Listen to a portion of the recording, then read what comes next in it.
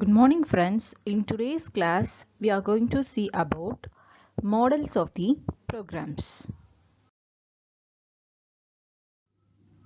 So what is models of the program? So we have a many source code like assembly language, C code. When we can use a single model to describe all of them, once we have such a model, we can perform many useful analysis on the model more easily than we could on the source code. So preferably we are going for the models in order to explain our program. So the models of the program can be represented by control or data flow graph. So as the name implies, the control data flow graph has constructs the model both data operation, that is arithmetic and other computations, and control operation, that is the conditional operation. A data flow graph is a model of a program with no conditionals. So it describes the minimal ordering requirement on the operations.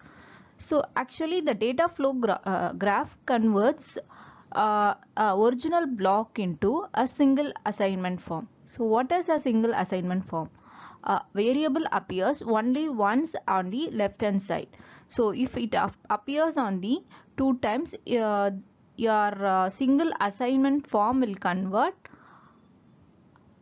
it to the single variable. So here there are two variables in the left hand side on the same name, that is yy.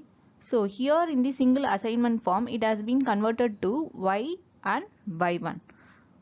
So this is the main function of your data flow graph.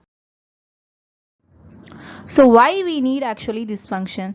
The data flow graph determines the feasible reordering of the operation, which may help to reduce the pipeline or cache conflicts. So in order to reduce the pipeline and cache conflicts, we are assigning instead of same variable, we are going for the different variable on the left hand side. So this is the single assignment form. This can be implemented through the data flow graph. So here a plus b is the operation. So here a plus b, that output is x. So the output is x. The second operation is c minus d. So the operator is minus c minus d. The output is y. Now z is the x into y. So x and y here acting as a input and your output is z. So after that y1. So y1 your input is b plus d. So again you are taking input from the b as well as d. So your output is y1. Next is the control and data flow graph.